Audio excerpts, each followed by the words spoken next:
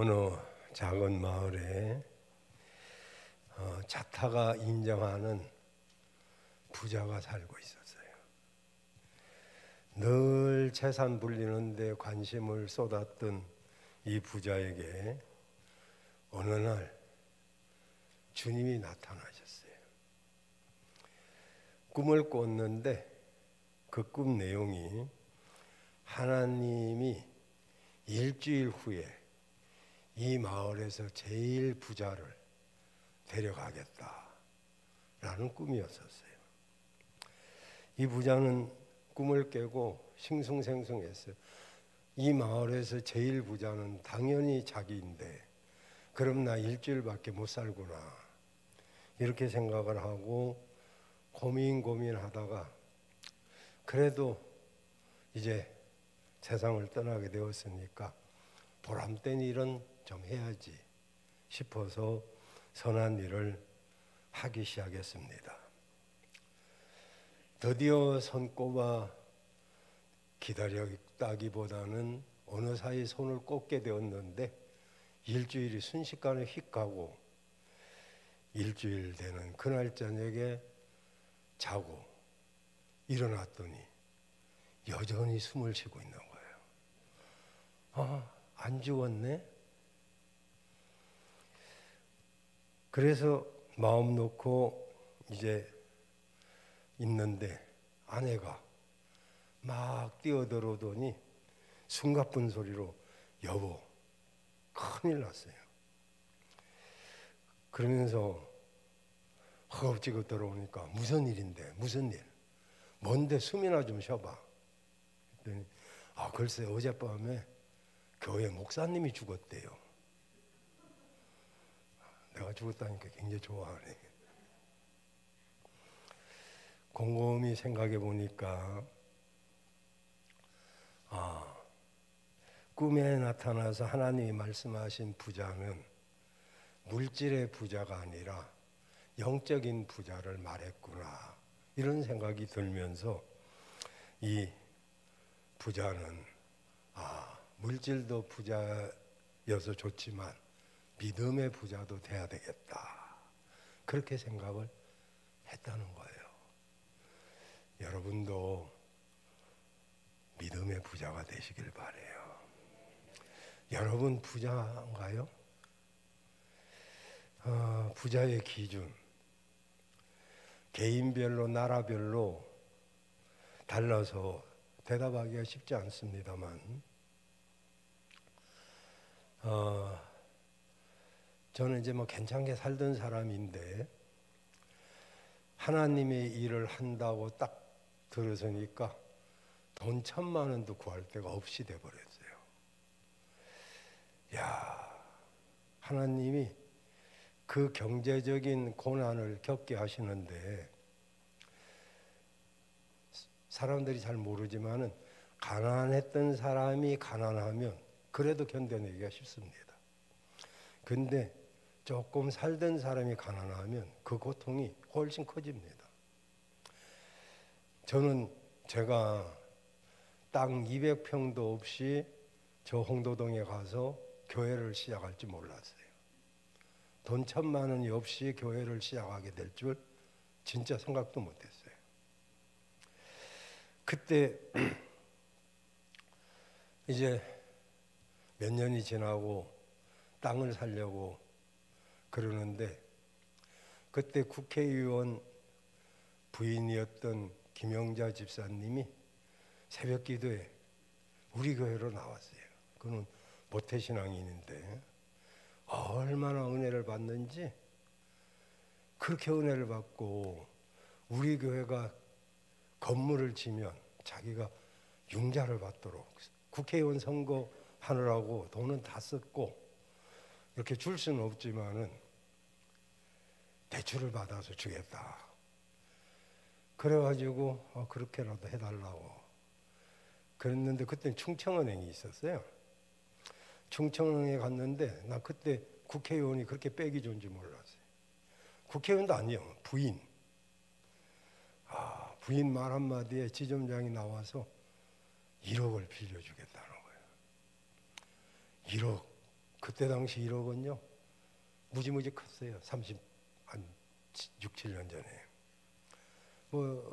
거기 우리 성미호 권사님 살고 있는 경성맨션 이런 거 1, 2천밖에 안 했대요. 그러니까 야 1억이 얼마나 큰지. 1억만 은행에 넣으면 그냥 이자로도 그냥 근근히 살 수 있을 정도. 지금은 부자가 얼마냐? 사람마다 틀리지만은 보통 10억. 그러면 10억은 매진하면 있겠죠. 지금은 하도 아파트 값이 올라서. 근데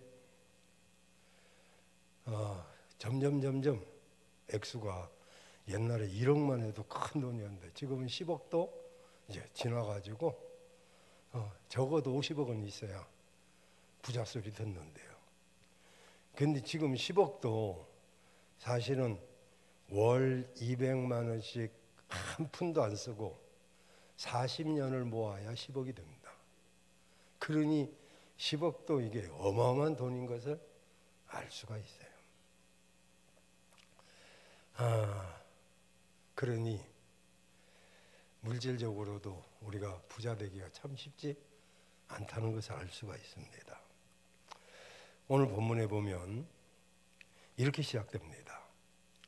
하나님이 디모데에게 네가 이 세대에서 부한 자들을 명하여 마음을 높이지 말고 정함이 없는 재물에 소망을 두지 말고 오직 우리에게 모든 것을 후히 주사 누리게 하시는 하나님께 두며. 별로 동의를 안 하시네. 그래도 돈이 좋은데. 여러분, 그러면 이 세대의 부자들에게만 주시는 말씀인가요? 나하고는 상관이 없는 말씀인가요? 그것은 아니죠. 우리 모두에게 주시는 말씀이고 나에게 주시는 말씀입니다. 요즘 아까도 말씀드렸지만은 영끌을 해서라도 아파트를 사가지고 서울에는 아파트 하나가 2, 30억이 한 5, 60억이 막 되잖아요. 근데 지금은 또 갑자기 내려가가지고 이제 미분양된 아파트도 몇만 채가 되고 참 알 수가 없는 경제 상황입니다. 이렇게 이런 시대에 우리에게 부하려 하는 사람들, 9절에 9절 보면 부하려 하는 사람들은 시험과 올무와 여러 가지 어리석고 해로운 욕심에 떨어지나니 곧 사람으로 파멸과 멸망에 빠지게 하는 것이다 그랬어요. 여기 부하려고 하는 자들은 단순히 부자가 되고 싶은 그런 정도가 아니고 부자가 되고 싶은 건 다 사람의 기본 마음이에요. 이게 나쁜 게 아니고 이 부자가 되고 싶은 이 욕심이 지나쳐가지고 탐욕이 될 때 그 탐욕에 빠진 사람을 가리킵니다. 그러니까 부자가 되고 싶은 마음이 아니라 재물에 대한 탐욕이 강하면 문제가 되는 이유가 여기 이어지는 말씀에 나오죠. 그 탐욕이 시험과 올무가 된다는 거죠. 마음속에 있는 강한 탐욕은 반드시 유혹을 받게 되어 있어요. 사람이 유혹에 넘어가는 이유가 뭡니까? 사기를 당하는 이유가 뭘까요? 왜 사람들이 사기를 당하고 왜 보이스피싱을 당하고 네다바이를 당할까요? 물론 순수해서 그럴 수도 있겠죠, 있기는. 그런데 그 대다수 사람들은 한결같은 탐욕 때문에 그렇습니다. 정말 탐욕이 없으면 유혹에 넘어갈 잘 안 넘어가겠죠. 누가 봐도 저 사람은 저것은 사기다 싶은 일들도 보입니다. 누가 봐도 그것은 말도 안 된다 싶은 이야기도 있는데 그런데 거기에 걸려 넘어가는 사람이 많단 말이죠. 그 이유가 탐욕 때문이라는 거죠. 여러분, 유혹은 사람이라면 누구에게나 오게 되는데 이 탐욕이 강하면 그 유혹을 이기기가 어렵습니다. 반드시 마귀의 올무에 걸리게 되어 있어요. 그러면 결국 그 사람은 여기 침륜 빠진단 말이죠. 그래서 바울 사도는 부하려고 하는 자들에 이어서 이렇게 교훈을 17절 18절에도 합니다.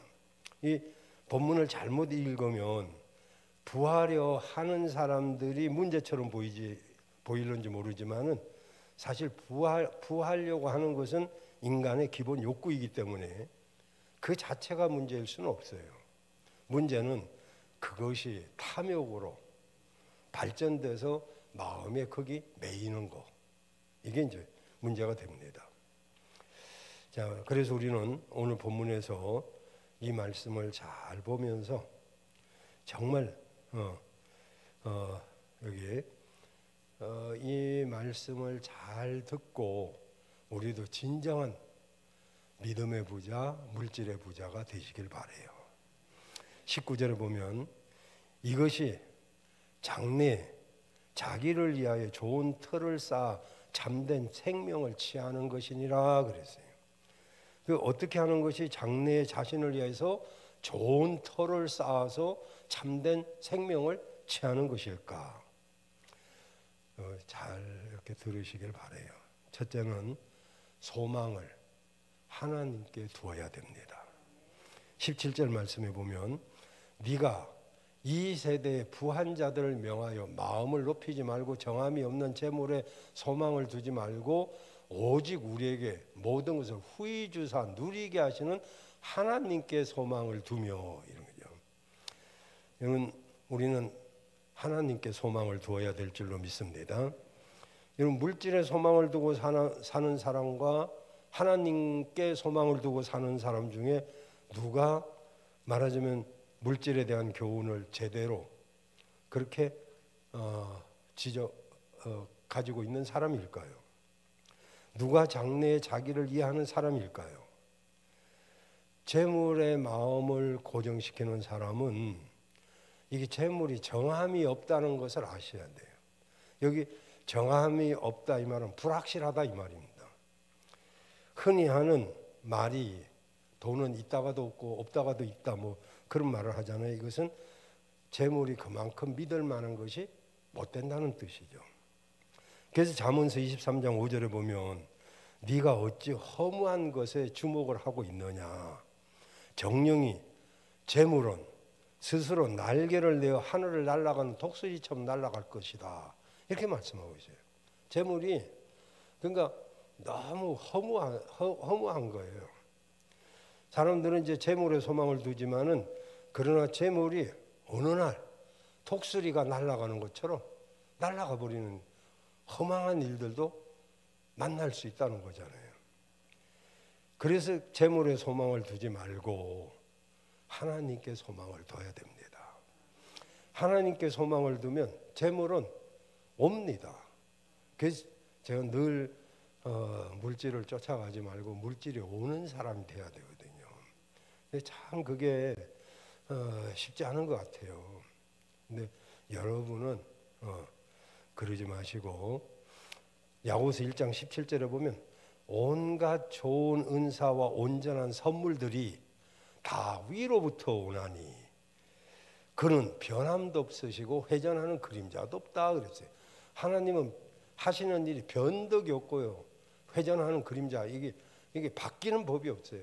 그러니까 하나님이 주시는 경제 원리를 따라 살아야 우리가 부한 자가 될 수도 있고 또 믿음도 부유한 사람이 될 수 있는데 그런데 여기 하나님은 어떤 분이십니까? 후히 주시고 여기 야고보서 1장 17절인데요. 여기 야고보서 1장 17절 아까 여기 있죠? 17절 지금 17절이네요. 후하신 분, 자녀가 무엇이 필요한지를 아시고 채워주실 수 있는 분, 그분에게 소망을 두셔야 돼요. 우리가 재물을 버는 사람 있고요, 쓰는 사람이 있고, 벌고 쓰는 사람도 있고요. 다시 말하면 재물은 누리며 살아야 돼요. 벌기만 하고 누리지도 못하는 사람도 있단 말이죠. 여기 누린다 그랬잖아요. 하나님이 후히 주시며 누리게 하시는 분이다. 우리는 누리며 살아야 될 줄로 믿습니다. 어떤 부부가 미국에 이민을 가서, 이제 미국에 이민을 가면 우리 이영하 권사님 너무 잘 아시지만은 이 입이 열려지는 대로 직업이 달라집니다. 보통 이제 가면 말을 못하니까 직업을 뭐 구하기 어려우니까 하루 종일 말 안 하는 일, 잔디 풀 뽑고 뭐 이런 거, 거기에서부터 시작해서 예를 들어서 이제 말이 조금씩 통함으로써 이제 일들이 조금씩 넓혀지죠. 그 이 부부가 미국에 이민을 갔는데 주일이 오면 꼭 교회를 갑니다. 왜? 교회를 가야 고국 소식도 듣고, 그리고 한국 사람들 만나서 말도 통하고, 또 거기서 또 밥도 주고 뭐 이러니까 믿음이 있든 없든 교회를 일단 간단 말이에요. 그래서 이제 예배를 드리고 이러니까 기쁨이 생기고, 그리고 이제 청소부로 취직을 했어요. 이런 이제 미국에 가면 그래도 이렇게 뭐 내가 주름 잡고 산다 그러잖아요. 주름 잡고 사는 게 내가 쓸고 다닌다, 뉴욕을 쓸고 다닌다. 청소부인데 청소부 쓸고 다니는 거. 주름 잡는다, 이건 세탁소 하는 거예요. 세탁. 굉장한 거 이게. 세탁이라고 막 우리 무시하고 이러면 안 돼. 세탁소 기업입니다. 기업. 그러니까 이분들도 청소하고 그다음에 이제 세탁하고 이러다가, 이게 이제 손으로 하는 일은 돈을 잘 법니다. 그래서 이제 큰 부자가 됐어요. 뭐 억척스럽게 일을 했죠. 새벽부터 밤늦게까지 쉬지도 않고 일을 했습니다. 그러다 보니까 점점 여유가 생기다 보니까 신앙이 뒷전으로 쭉쭉 밀려나갑니다. 기도해야 될 사람이 기도하지 않고, 헌신해야 될 사람이 헌신하지 않고, 이제는 돈 하면서 쫓아다니기 시작했어요. 그 교회도 다니면 보면 다 어렵게 살던 사람이 복을 받잖아요. 당연히 복을 받게 돼 있어요. 근데 복 받고 난 뒤에 잘해야 됩니다. 복 받고 나면 사람이 달라질 경우가 많아요. 이 부부가 그렇게 됐어요. 한우는 이제 새벽에 일터를 나가다가 교통사고를 당해가지고 입원을 했는데, 이제 병원비가 1년 내 꼬박 붙어서 일해야만 벌 수 있는 그 돈이 한꺼번에 쫙 나갑니다. 이쯤 되면 하나님의 경고이기 때문에 돌아서면 좋은데, 이 부분은 돌아설 줄 몰랐습니다. 그것 때문에 오히려 이 사람이 신앙을 떠나게 되고, 그리고 나중에 더 큰 불행을 겪게 됩니다. 우리는 하나님을 소망하고 하나님이 주시는 불을 받아서 누려야 돼요. 그러면 우리는 불을 누리며 살 수가 있어요. 그러니까 재물에 소망을 두지 말고 하나님께 소망을 두면 재물도 따라오게 되어 있다는 것이죠. 두 번째로는 여기 보니까 하나님 우리를 부하게 하셨어요. 풍족하게 하셨습니다. 그리고 누리게 했어요. 그럼 우리는 어떻게 살아야 될 건가? 자, 이렇게 말하고 있습니다. 바로 선을 행하고 선한 사업에 부하고 나누어주기를 좋아하며 동정하는 자가 되게 하라. 이 선한 일은 주의 일입니다. 선한 사업은 주의 사업이에요. 물론 이제 어려운 사람을 돕는 것도 선한 사업입니다. 근데 제가 그 물질의 복을 받는 비결을 말씀드렸잖아요. 좋은 밭에 좋은 씨를 심어야 좋은 열매를 거둘 수 있어요. 그 좋은 씨는 순종이에요. 그리고 좋은 밭은 바로 저 선한 사업, 주의 일, 복음 전하는 거, 복음 전하는 일에 쓰임 받고 그 다음에 어려운 사람에게 나누어주고, 이게 선한 일이에요. 이 선한 사업이 이 순서를 잘 아셔야 됩니다. 그래서 이제 우리가 오래전에 부른 복음송가 가운데 사랑은 더 가지지 않는 것이라는 그런 복음송가가 있었어요. 사랑은 참으로 버리는 것, 버리는 것, 버리는 것. 사랑은 참으로 버리는 것, 더 가지지 않는 것. 이상하다 동전 한 입 움켜잡으면 없어지고, 쏘고 빌려주면 풍성하게 땅 위에 가득 차네. 모래를 꽉 잡으면 이렇게 쫙 흐르는 것처럼, 근데 나누어주면 샘물같이 계속 솟아난다는 거잖아요. 그게 이상한 거죠. 그러니까 심으면, 나누어주면 오히려 더 부유하게 되는, 이걸 잘 몰라요. 그러니까 움켜쥐면 되는 줄 알아요. 그렇습니다. 여러분, 어떤 부자가 있었는데요.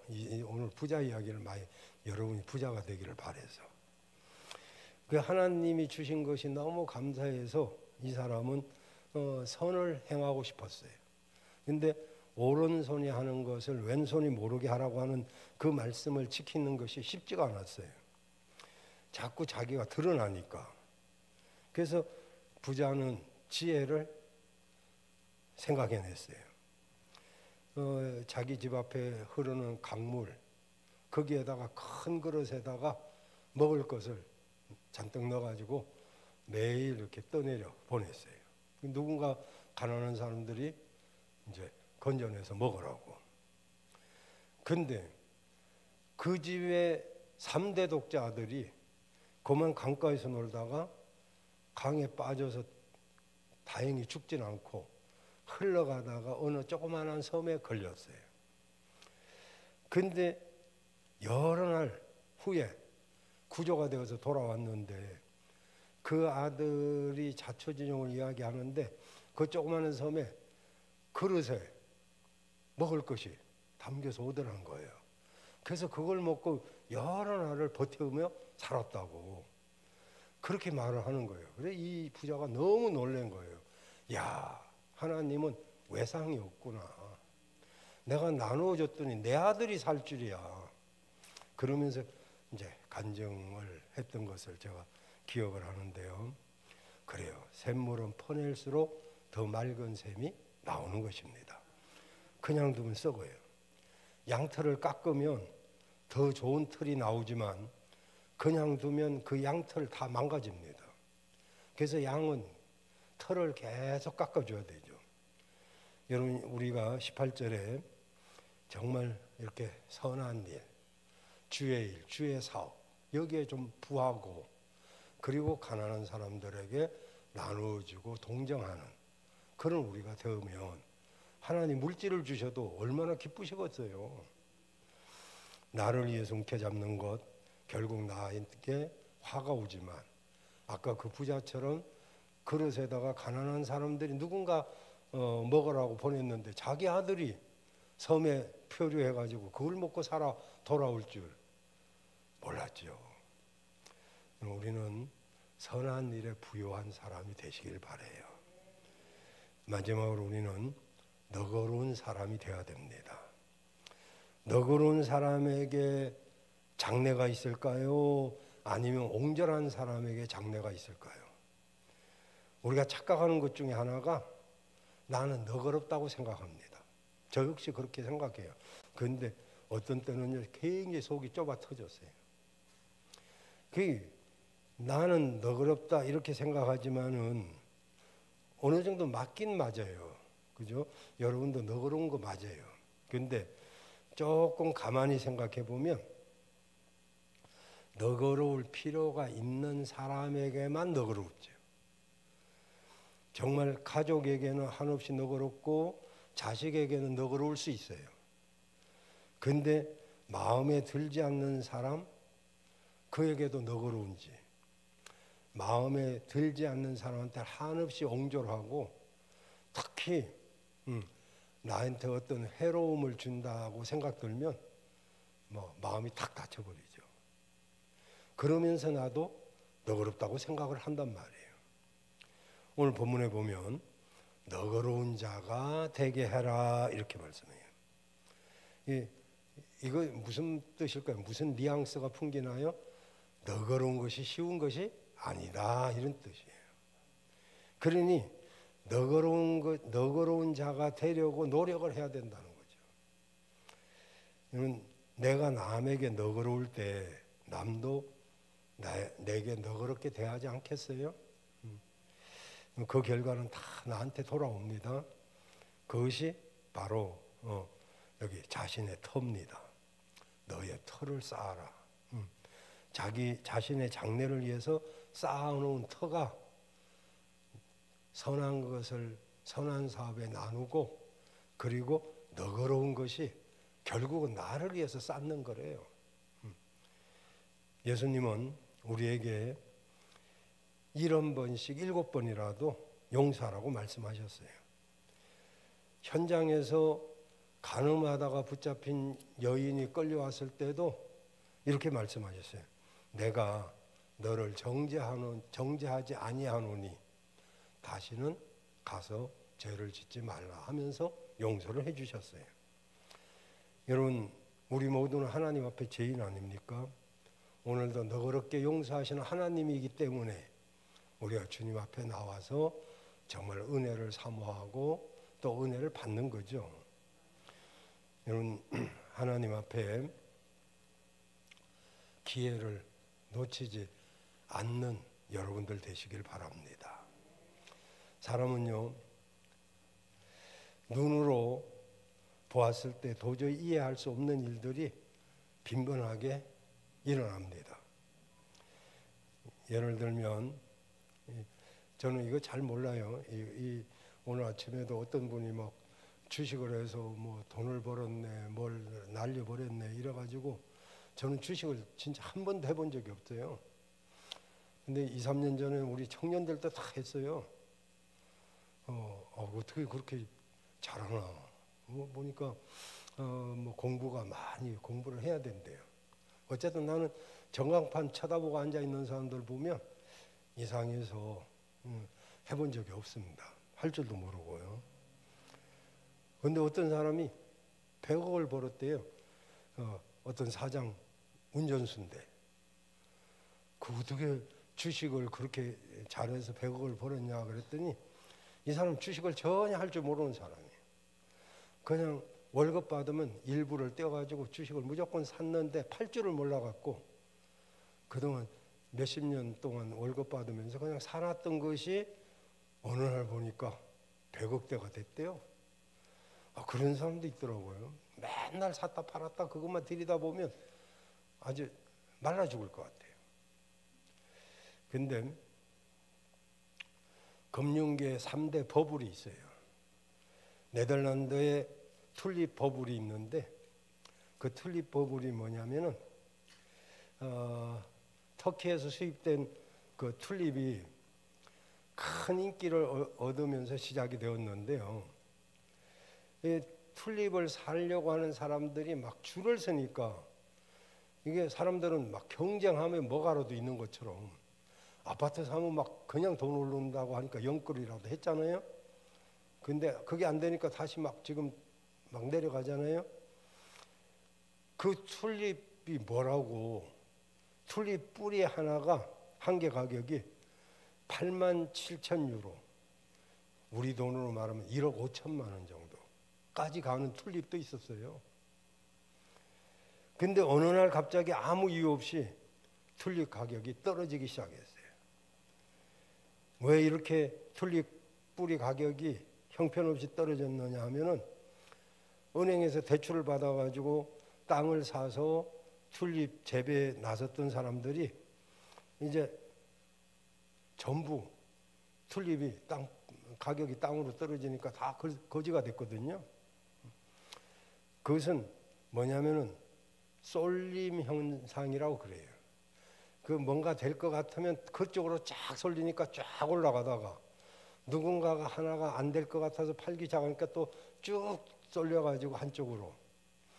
그러니까 이태원 사건도 다 쏠림 현상 때문에 한쪽으로 쫙 쏠리니까 참 애꿎은 우리 20대 청소년들이 많이 죽었잖아요. 얼마나 참 안타깝고. 근데 이런 경제도 쏠림 현상, 그걸 잘 이렇게 파악을 해야 되는데 그 쏠림 현상으로 인해서 말하자면은 파산이 일어나고 문제가 생긴 거죠.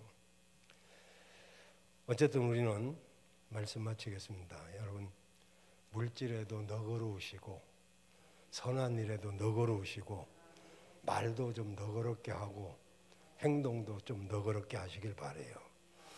그것이 장래 자신을 위한 일이라는 것을 꼭 기억해야 됩니다. 그리고 정함이 없는 물질에 너무 소망을 두지 말고 하나님께 소망을 두면 물질이 이제 정말 돈을 버는 사람들은요, 돈줄이 보이기 시작합니다. 우리는 뭐 돈줄이 뭐 어디 있는지도 안 보여요. 기도줄도 어떤 때는 잡았다 놨다 하는데 돈줄을 뭐 어떻게 하는 것같요. 근데 돈 버는 사람은 돈줄이 보인대요. 그러니까 하나님께 소망을 두면 김정은 집사는 돈줄이 보이도록 그래야 쉬워. 그러면 쉽지요. 그걸 따라가려면 얼마나 어려워요. 저는 우리 성도님들이 다 부자로 살기를 바라요. 무엇보다도 믿음의 부자가 되시길 바라요. 그래서 선한 일에 주의 일에 너그러우시고 우리가 하나님 옆에 잘 심고 그래야 또 거두고 그래서 다 부유한 여러분들 되시길 바랍니다. 그리고 잠언서 30장 9절 말씀을 꼭 기억을 하세요. 이 아굴의 기도인데요. 이 사람 두 가지를 기도했어요. 항상 이렇게 기도했어요. 잠언서 30장 9절에 보면 내가 너무 배부르면 내가 너무 부유하면 하나님 몰라. 하나님 없어도 나 살 것 같아. 하나님 누구요? 이렇게 한대요. 저 사람처럼 되면 저 사람 기도처럼 해야지. 저 기도 내용처럼 되면 안 돼요. 그럼 또 내가 너무 가난하면 도적질을 하게 되잖아요. 저 나무 것을 도적질하는 것도 하는 거겠지만은 주의를 도적질하게 되고 11조를 도적질하게 되고 하나님의 이름을 욕되게 한단 말이에요. 그러니까 우리가 저 10절에도 나오죠. 8절이네요. 나를 너무 가난하게도 마옵시고 너무 부하게도 8절이에요. 내가 그러면 디모데전서가 아니고 잠언서 30장 8절 봐요. 여기 딱 두 가지 기도합니다. 하나는 허탄과 거짓말을 내게서 멀리하게 하시고 나로 가난하게도 마시고 너무 가난하면 도적질하니까요. 너무 부자면 하나님 뭘 없어서 살 것 같아요. 그래서 나한테 적절하게 필요한 정말 누리고며 살 수 있는 필요한 그 복을 달라고 기도하는 것이죠. 요 8절 9절을 꼭 기억하시고 여러분 부하들에도 하나님 믿지 마시고 가난해도 비굴하지 마시고 하나님의 자녀니까 하나님께 소망을 두시고 승리하며 사는 여러분들 되시길 바랍니다.